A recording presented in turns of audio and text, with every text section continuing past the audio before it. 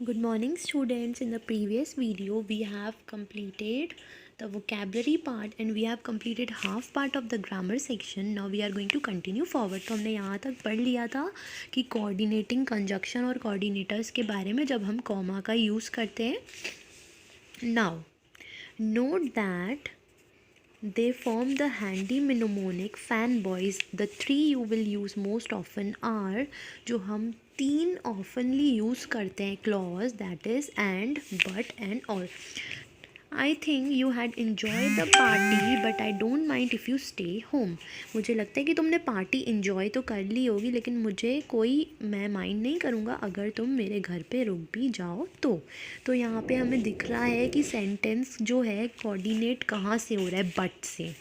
In this sentence the coordinator but shows a clear relationship between the two independent clauses. तो यहाँ पे ये दो इंडिपेंडेंट क्लॉसेस हैं, दो बातें हो रही हैं और इन दो बातों के बीच का जो मेन कोऑर्डिनेटिंग रिलेशनशिप हमें बता रहा है दोनों सेंटेंस का वो है बट.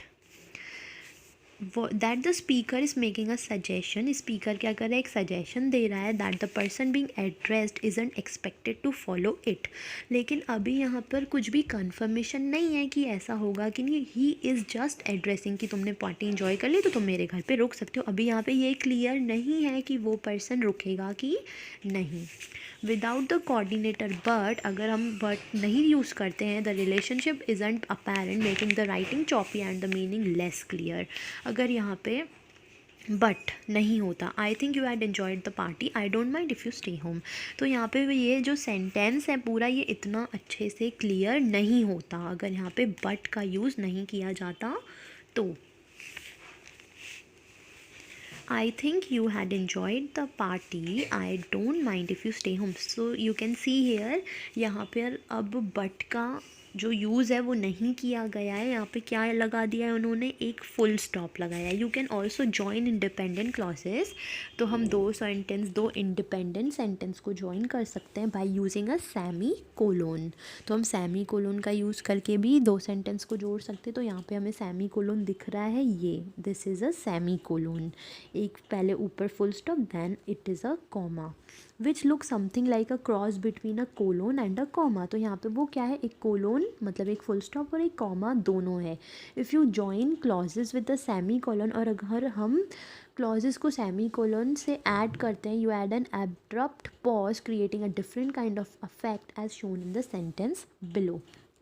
तो हम दो सेंटेंस जो जोड़ रहे हैं, जो हम यहाँ पे दो सेंटेंस की बात कर रहे हैं, उनको हम जॉइन करने के लिए क्या यूज़ कर ले रहे हैं, सेमी कोलन. की यहाँ पे एक पॉज है, यहाँ पे पहले एक स्टॉप है सेंटेंस में कि हाँ इतना हमने सेंटेंस बोला, इसके आगे हमें ये बोलना है. बिना बट का यूज़ किए हम सेंटेंस जब लिखेंगे तो हम क्या यूज़ करके लिख देंगे, semi colon. He said he didn't mind if I stayed home. तो उसने कहा कि मुझे कोई प्रॉब्लम नहीं अगर तुम मेरे घर पे रुको. It soon become clear he wasn't being honest.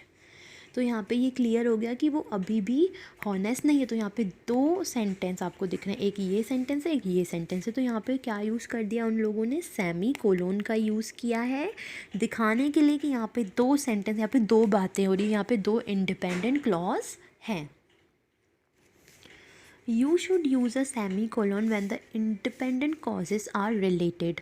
हम semicolon का तभी यूज़ करेंगे जब हम उस जो ये सेंटेंस है ये एक दूसरे से रिलेट कर रहे हैं, और दोनों सेंटेंस एक दूसरे से रिलेटेड होंगे तभी हम semicolon का यूज़ करेंगे.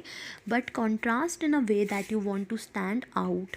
इन द सेंटेंस अबव, जो ऊपर जो सेंटेंस दिया गया है, the contrast is that the person being talked about in the first clause sounded honest when he said he didn't mind if the speaker stayed home.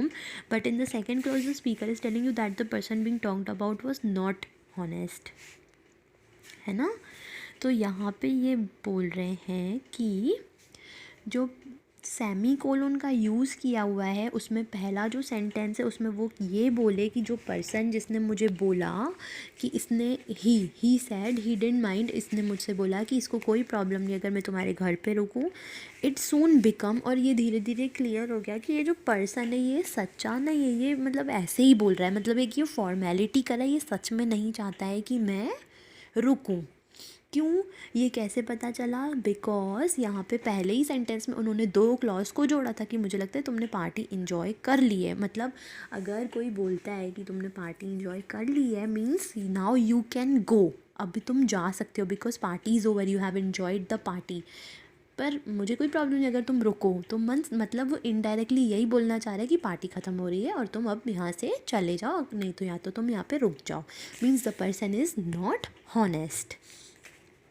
You could just as easily have written the sentence using a coordinate conjunction। तो यहाँ पे ये जो sentence ये थोड़ा confusing था, ये जो ऊपर जो सेंटेंस लिखा हुआ है ये थोड़ा कन्फ्यूजन क्रिएट कर रहा है, इसीलिए यहाँ पे हम कोऑर्डिनेटिंग कंजक्शन यूज़ करके इस सेंटेंस को लिख सकते हैं। He said he didn't mind if I stayed home, उसने ये कहा कि उसको कोई प्रॉब्लम नहीं अगर मैं उसके घर पे रुकूँ, but it soon become clear he wasn't being honest. तो यहाँ पे किस वर्ड से हमें पता चला कि ये क्लियर सेंटेंस अब बोल रहा है? जब यहाँ पे यूज़ हुआ बट का, बट के यूज़ से हमें क्लियर हो गया कि ये सेंटेंस 2 इंडिपेंडेंट सेंटेंस हैं जिसके बारे में बात हो रही है। यहाँ पे ये इट सून बिकम से यहाँ पे ये क्लियर नहीं हो रहा था क्योंकि यहाँ पे एक पॉज था, सेमीकोलन, तो यहाँ पे बट से और ज़्यादा वो क्लियर हो गया by using the coordinating conjunction that is but. The sentence still means the same as before, अभी भी सेंटेंस का जो मतलब है वो अभी भी पूरा सेम है, but using the coordinator but, जब हमने कोऑर्डिनेटर उसमें बट यूज़ किया, softens the impact of the second clause, तो यहाँ पे वो और ज़्यादा क्लियर हो गया, और ज़्यादा स्मूथली हमको ये सेंटेंस जो है समझ में आ गया। So I hope you have understand compound sentence and the use of semicolon and the use of all the coordinating conjunction for and nor but or yet so. So now in the next video we are going to continue forward to the exercises on coordinating conjunction plus compound words. So we are going to do the grammar section exercises in the next video. Till then you have to remember about each and everything we have studied in the compound sentences.